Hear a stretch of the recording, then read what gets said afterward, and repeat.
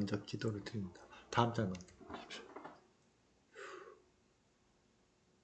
우리가 어제 이태원 그 참사로 인해서 많은 사람들이 죽고 또 많은 사람들이 슬픈 가운데 있습니다. 예수님 당시에서도 빌라도가 정치적 이유로 사람들이 죽인 거, 또 오늘처럼 인재든 뭐 천재지변이든 간에 건물이 무너져서 죽은 것을 예수님에게 이렇게 말했습니다. 그때 두 사람이 와서 빌라도가 어떤 갈릴리 사람들의 피를 그들의 제물과 섞은 일을 예수께 하려니, 빌라도는 아주 잔인하게 유명한 총독이어서 갈릴리 사람들을 죽여서 자기 제물을 성전에 드리는 그런 어떤 아주 나쁜 짓을 한 것을 얘기했고, 어, 대답하여 이르시되 너희가 이 갈릴리 사람들이 이같이 해 받음으로 다른 모든 갈릴리 사람보다 제가 더 있는 줄 아냐? 예수님 말씀하셨죠.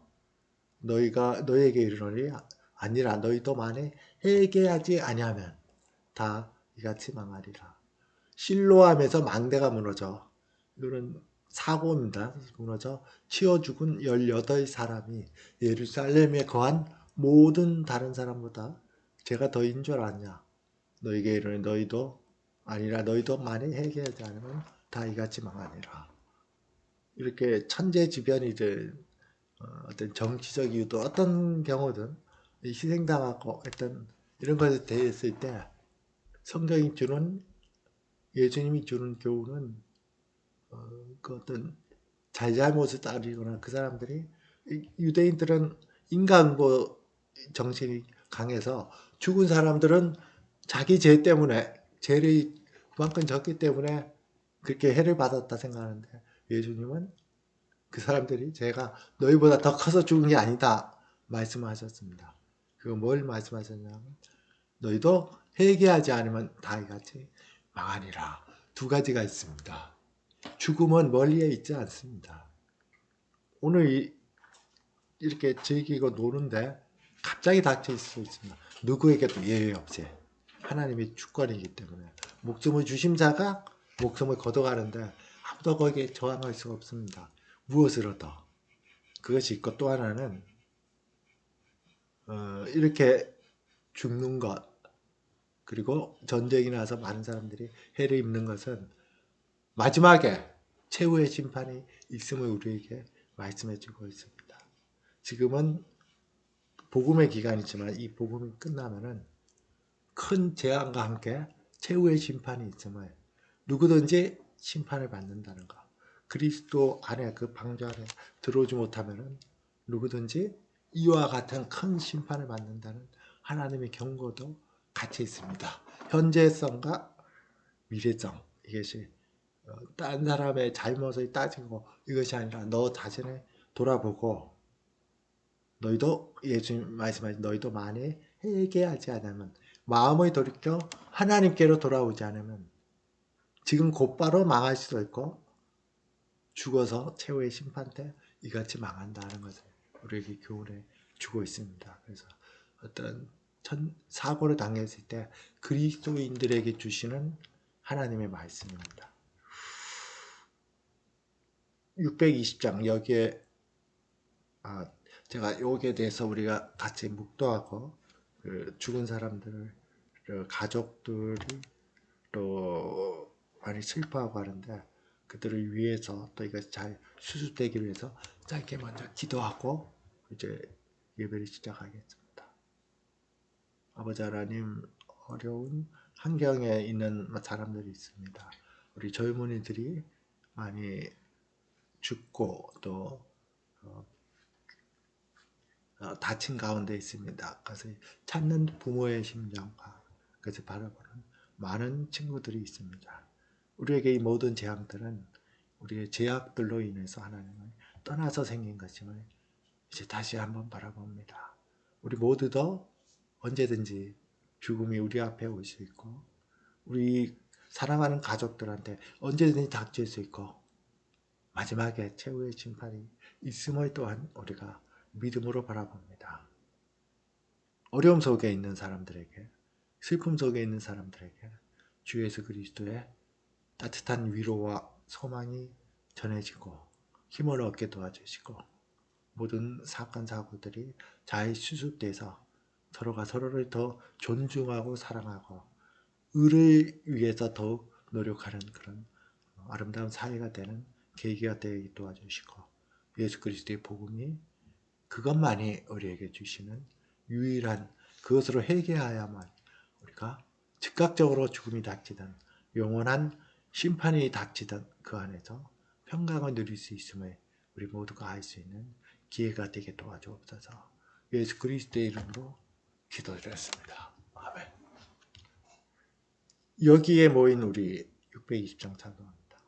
예수님은 그리스도시요 살아계신 하나님의 아들이십니다. 오늘 말씀 화면에 있는 마태복음 7장 12절 말씀처럼 그러므로 무엇이든지 남에게 대접을 받고자 하는 대로 너희도 남을 대접하라. 이것이 율법이요 선지자이니라. 이 말씀은 성경 말씀 중에서 대인관계의 가장 중요한 원칙이다 해서 황금률로 알려져 있습니다.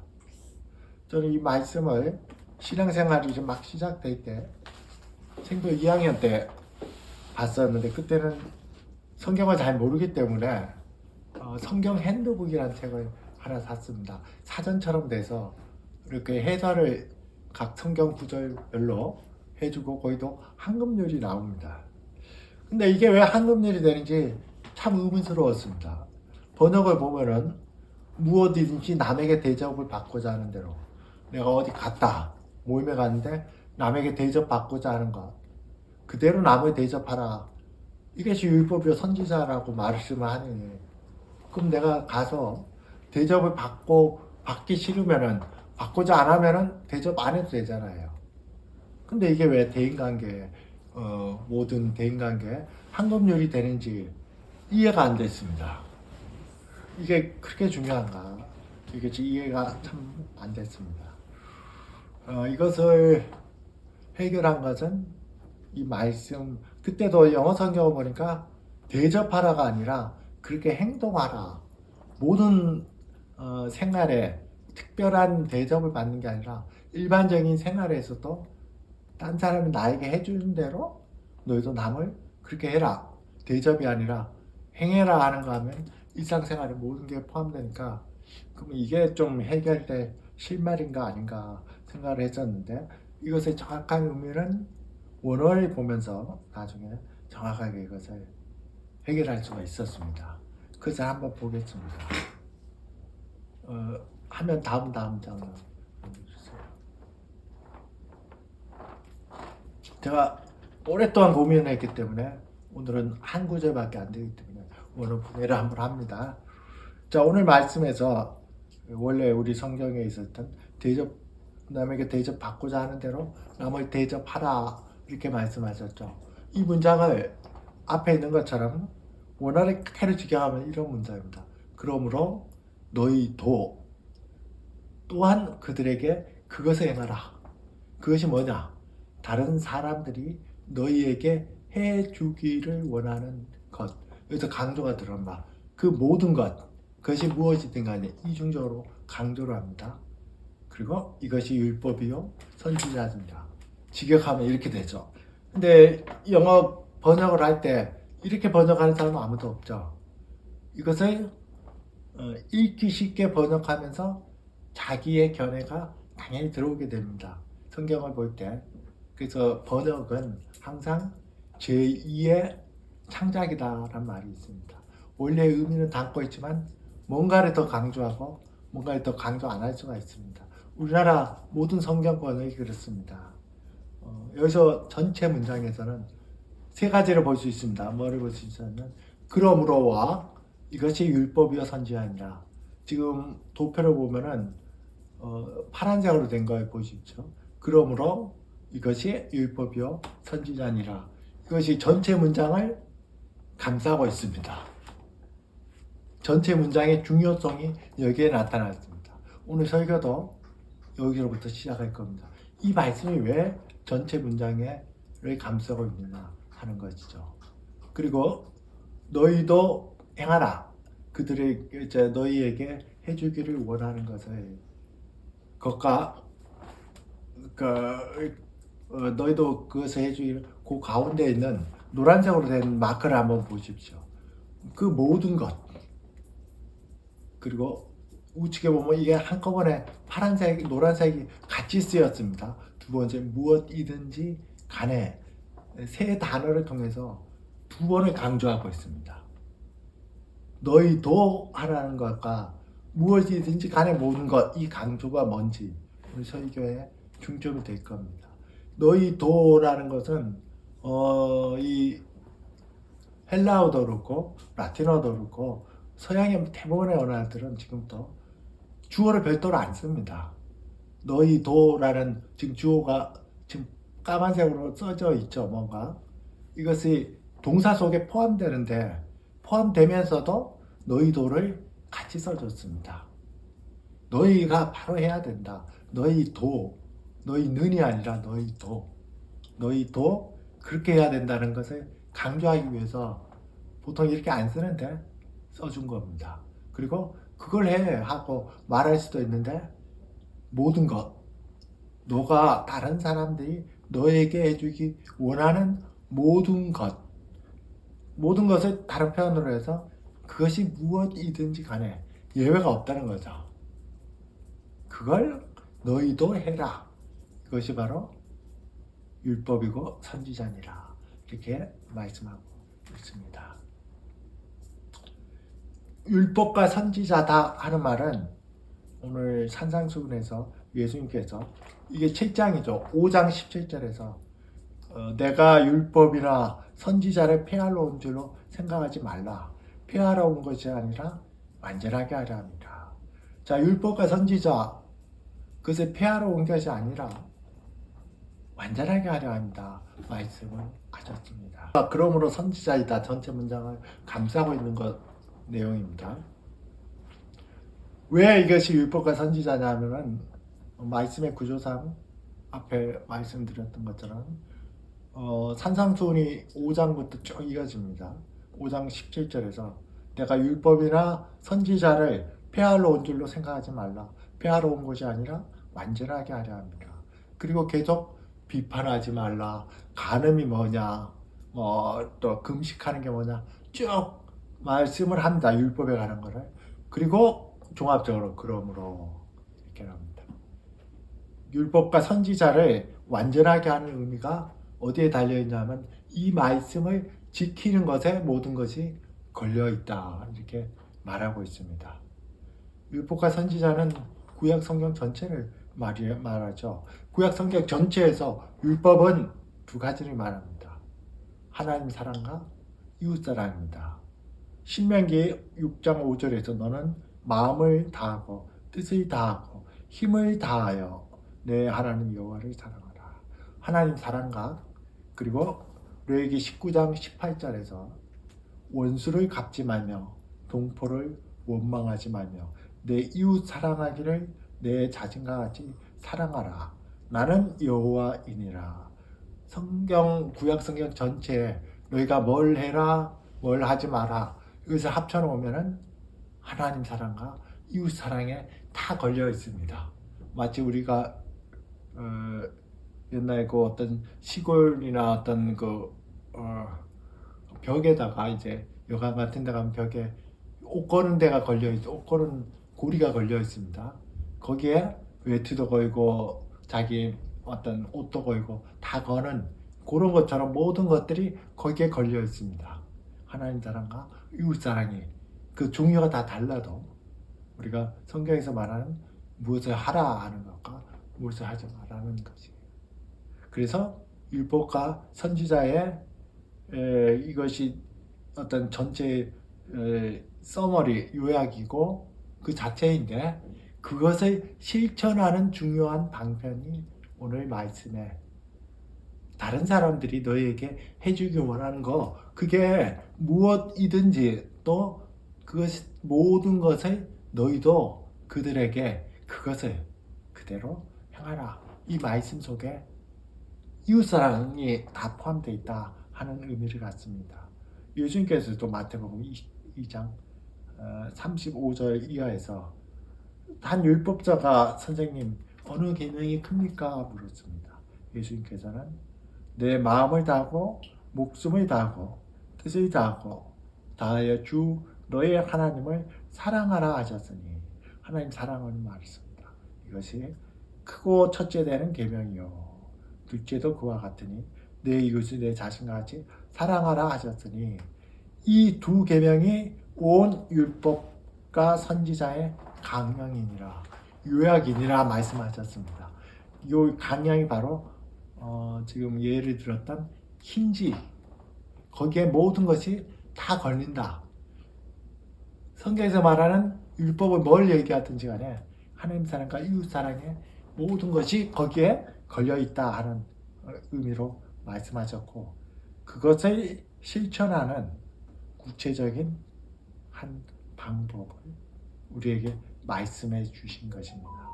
그렇기 때문에 오늘 말씀이 그러므로 이것이 율법과 선지자이니라 하고 전체 구조에서 우리에게 말씀해 주고 있습니다.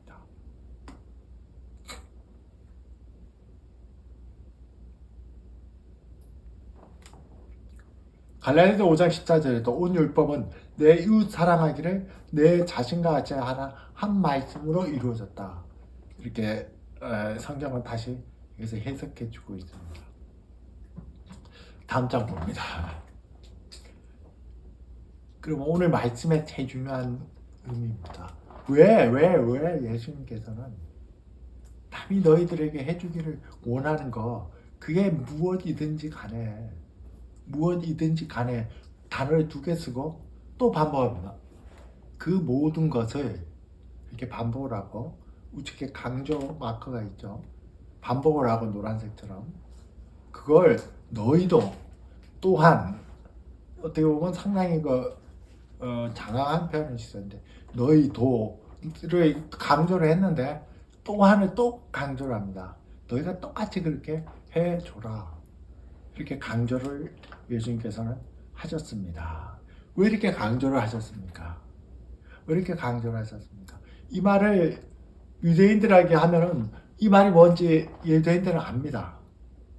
왜 아냐 하면은 구약시대 랍비의 전통 문헌에 보면은 이 말과 연관된 부정적 표현이 있습니다. 너가 딴 사람이 너에게 해주기를 원하지 않는 거, 싫어하는 거를 남에도 하지 마라. 이것이 율법 랍비 문헌에 있습니다. 전통으로 유대인들이 알고 있습니다. 근데 예수님은 그런 부정적인 측면으로 포함되지만은 그보다 더 한 차례 나서서 긍정적인 어떤 적극적인 의를 말합니다. 아예 너희가 해주지 마라. 너 그 랍비 문헌에서는 네가 싫어하는 것 남에게 피해 끼치지 마 이 소리인데 그게 아니라 모든 것 너가 딴 사람이 해주기를 원하는 모든 것 그리고 그것이 무엇이든지 간에 너희도 똑같이 그렇게 해주라 하고 강력하게 말씀하셔서 유대인들은 아마 쇼크를 먹었을지도 모릅니다. 그렇게까지요 하고 했을지도 모릅니다. 여기 중요한 의미가 있습니다. 자기의 내가 오라. 딴 사람 틀렸어. 거기까지 안 가도 자기 의를 주장하는 것. 이것은 모든 죄의 근본이면서 그리고 가장 나쁜 죄입니다. 예수님이 가장 싫어했던 게 바로 이 자기 의를 주장하는 서기관과 바리새인들이었습니다. 그들을 대놓고 우리로 치면 심한 요구를 했습니다. 이 독사의 자식들아 하 있을진저 수없이 말씀하고 분노했던 것을 예수님 그렇게 분노한 대상이 없습니다. 가난한 사람한테도 분노하지 않았습니다. 어떤 사람한테도 분노하지 않은데 자기의 내가 옳다고 주장하는 사람들에게는 예수님이 분노를 하셨습니다. 누가복음 18장 9절을 보면 또 자기를 의롭다고 믿고 다른 사람을 멸시하는 자들에게 이걸 잘 들어보십시오. 자기를 의롭다고 믿고 다른 사람들을 멸시하는 자들 예수님이 가장 비난하고 책망했던 바리새인들가 있는데 이게 2000년 전 바리새인들만 해당됩니까? 우리에게는 이게 없습니까? 자기를 의롭다고 믿고 다른 사람을 멸시하는 자들. 우리에게도 조금만 자기가 이루는 성과가 있고 조금만 자기 위치가 높아지면은 은연중에 이것이 자기 의로 아주 드러납니다. 직접적으로 드러나든 간접적으로 드러나든. 그렇지 못한 사람들 멸시하고 무시하고 내가 의롭고 내가 잘났고 내가 이런 사람이야 하고 가시하죠. 이것이 모든 죄의 근본이면서 동시에 가장 나쁜 죄이고 누구도 여기서 자유로울 수가 없습니다. 이것 때문에 우리 사회에서 아예 그 BBC 뉴스나 외국에서도 이제는 아예 한국말로 번역하는 내로남불이라는 그 신조어도 나오는, 그게 꼭 특정 정당이나 특정 정파의 사람이 아니라 우리 모두도 여기서 자유로울 수 없습니다. 자기를 의롭다고 믿고 다른 사람을 멸시하는 우리 마음속에 깊이 박혀있는 자기의의 경향, 여기로부터 실제로 세상에 많은 다툼이 존재하는, 이것이 많은 이유가 아니라 유일한 이유입니다. 개인 관계, 가족과의 관계, 직장, 지금 전쟁이 이루어지는 상황, 원인을 찾아보면 다 여기에 있습니다. 여기에서 세상에서 많은 다툼이 존재하는 유일한 이유가 되고, 사람들이 서로에게 그토록 많은 상처를 주는 유일한 이유입니다. 이게. 저는 이 말이 충분히 공감하고, 제 이 표현은 한 5, 600년 전에 썼던 칼빈 주석에 나오는데 그 사람도 아주 정확히 잘 봤습니다. 바로 자기를 의롭다고 믿고 다른 사람을 멸시하는 이 마음속에 깊이 감추어지고 언제든지 등장할 수 있는 이 마음의 성향, 자기의가 세상에서 일어나는 모든 다툼의 근본적인 유일한 하나의 원인이고, 어쩌면은 부부관계, 또 형제, 부모, 자녀 관계, 가까운 사람일수록 상처를 더 많이 주고 서로가 상처를 주는 유일한 이유가 여기에 있습니다. 이게 바로 오늘 그 말씀을 예수님은 거꾸로 말씀하시기 때문에, 이게 모든 대인관계, 사실 사랑하는 게 다 대인관계지 않습니까? 대인관계, 모든 우리의 생활의 골든율, 황금률이라고 말씀하는 것입니다. 교동문에서 읽었습니다.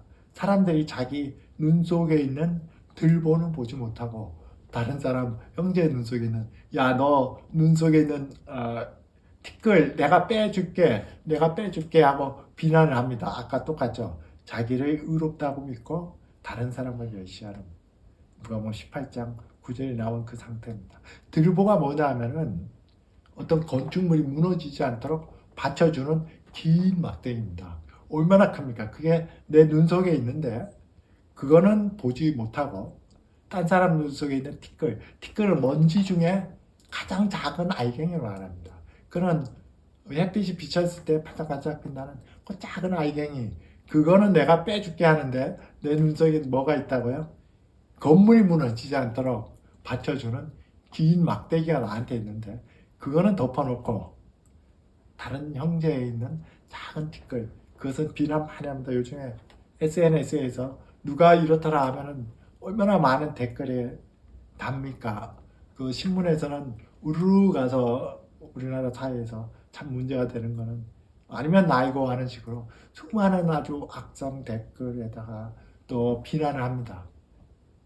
작은 티끌에 대해서는 자기에게 있는 이 눈 속에 있는 건축물이 무너지지 않도록 받쳐두는 그 엄청난 자기 자신의 눈 속에 있는 들보를 알지 못합니다.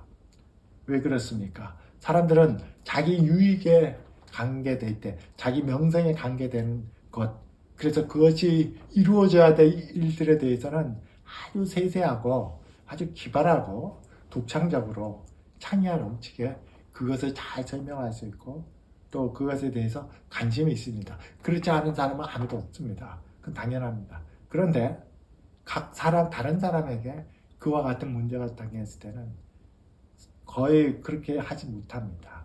자기에게 가졌던 그런 관심도 없을 뿐더러 거기에 대해서는 어떤 것이 그렇게 자기에게 있어서는 깊이 생각하고 아주 세세하게 무엇이 이루어질지를 알고 또 그것이 독창적으로 창의적으로 이게 넘치게 그것을 이루어지도록 알지만은 이 놀라운 지식이 다른 사람의 필요에 대해서는 적용되지 않습니다.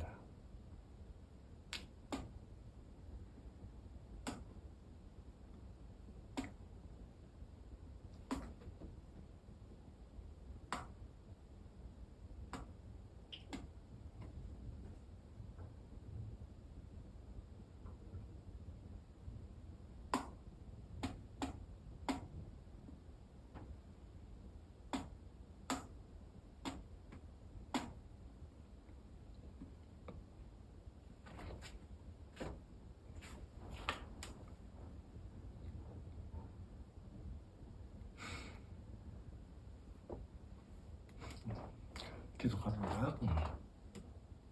왜냐하면은 모든 사람들이 자기 자신에겐 지혜를 있기를 원하면서 다른 사람에게서는 그런 지혜를 그런 지혜로 다른 사람을 돌아보기를 원하지 않기 때문입니다. 그리고 아까 예수님 말씀하신 들보와 티끌의 비유처럼 우리 모두는 우리 마음에 빛나는 양심의 가책, 이 정의의 법칙으로 양심은 우리에게 명령을 하는데 그것을 스스로 눈 감아 버립니다. 의도적으로, 악의적으로. 여기서 자유로울 사람 아무도 없죠. 흔히 말하는 자기 합리화입니다. 내가 그 상황에서 할 수 없어 그래서 그것 때문에 그런 거야. 내 잘못이 아니야. 나는 그럴 수밖에 없었어. 자기를 합리화하는데 그 합리화를 딴 사람에게는 적용을 안 하죠. 딴 사람에게는 엄격합니다. 당신 왜 그랬어? 그럴 수 있어? 자기의 양심에서 자기를 가르치는 말에는 의도적으로 눈을 감고 악의적으로 눈을 감습니다. 그러나 그 눈을 딴 사람의 티끌에 대해서는 부릅뜨고 책망하고 정죄하고 비난하고 그렇게 합니다. 그래서 모든 대인관계 가까울수록 어쩌면 더 많은 마음의 상처를 줍니다. 서로 그걸 뭐 몇십 년 7, 80년 같이 살아서도 마찬가지입니다. 그냥 꾹 참거나 아니면 그냥 할 수 없어서 그렇게 넘어가죠. 그리고 이 세상 속에 있는 모든 다툼, 지난주에도 이틀 전에도 좌와 우 가문 일대에서 엄청난 대규모 대립이 이루어집니다. 그것도 다 마찬가지입니다. 이런 문제를 우리는 가지고 있고 예수님이 주시는 말씀을 볼 수가 있습니다.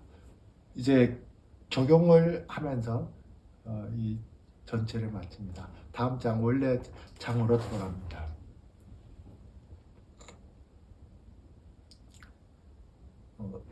자, 다른 사람들이 너희에게 해주기를 원하는 것. 예수님 말씀하셨죠. 그래서 이것이 중요하기 때문에 거긴 예외가 없어. 예외가 없다고 모든 것 무엇이든지 간에 그 화면에 나온 것처럼 노란색 세 단어를 같이 썼습니다. 이 원어에서는 지금 떨어져 있는 게 아니라 같이 써서 그래서 강조를 합니다. 그리고 주어를 안 쓰는데 주어를 써서 너희도 또한 하고 또 강조합니다. 너희가 그렇게 해줘야 된다 말씀을 합니다. 우리 교회 젊은이들 곧 결혼을 할 것입니다. 내가 어떤 사람과 결혼을 한다. 그 결심에 궁극적인 그렇게 해도 되겠다 하는 결심은 경제적 문제나 눈에 보이는 성격이 아니라 저는 이 말씀을 여러분들이 적용하기를 바랍니다. 상대방의 좋은 점뿐만 아니라 나쁜 점이라는 것은 내게 좀 마음에 안 드는 점, 약점들 그런 것까지도 내가 다 인내하고 또 그런 것을 내가 채워줄 수 있을 정도로 행동할 수 있는지 그것을 잘 보십시오. 그것이 마음의 준비가 되었을 때 여러분들이 다른 배우자를 선택하는 마지막 기준이 될 겁니다. 이 말씀이 오늘 잘 보면 적용을 하는데 율법과 선지자라고 했습니다. 율법. 그래서 우리가 지킬 수가 없는 겁니다. 왜요? 어떤 율법이라도 그것을 완전히 지킬 수 있는 능력이 우리에게 없습니다. 율법은 이렇게 정말 좋은 말씀을 해줍니다. 좋은 가르침을 줍니다. 그런데 딱 하나 지킬 수 있는 힘은 없습니다. 안 줍니다. 율법은 힘을 안 줘요. 능력을 안 줘요. 우리 스스로 해야 됩니다. 스스로의 노력으로. 그러니까 당분간 할 수 있죠. 옛날에 얼마 전까지 각 교회에서 아버지 학교 유행했습니다. 아버지들이 권위적이고 대화를 잘 못하고 이런 것 때문에 거기서 많이 심리적으로 깨우쳐주고 해서 많이 변화가 됐습니다. 근데 나중에 들리는 말은 6개월 후면은 원래대로 돌아간다. 억지로 지켜도 이게 율법이기 때문에 이것을 지탱할 능력이 없어요. 능력이. 그것을 계속 지킬 능력이 없습니다. 율법은 우리에게 지도와 나침판의 역할만 합니다. 너희가 어디로 올바른 방향으로 가야 되고 목표가 뭔지를 말하지만은 그것을 갈 힘은 없습니다. 에너지를 안 줘요. 식량도 필요하고 배를 타고 간다면은 기름도 필요한데 그것은 율법이 안 줍니다. 율법이 안 줘요. 그러니까 자기 힘으로 열심히 걷다가 지치면은 억지로 지키다가 원래대로 돌아갔다가 이러면 안 되는데 하고 또 지키다가 또 가죠. 이런 삶이 얼마나 우리 속에 반복됩니까? 그것을 이길 수 있는 유일한 힘은 우리가 마치 해적선을 타고 율법이란 나침판과 지도를 가지고 보물을 찾아가려고 하지 말고 그 해적선에서 주님의 방주 예수 그리스도 안에 들어올 때 주님의 배는 능력 있고 힘이 있기 때문에 우리를 거기까지 인도해 줍니다. 그것이 바로 지난주 설교했던 골로새서 2장 6절 7절 말씀입니다. 그리스도 안에 뿌리를 박고 그리스도 안으로 들어오는 그리스도 안으로 배가 들어가야 됩니다.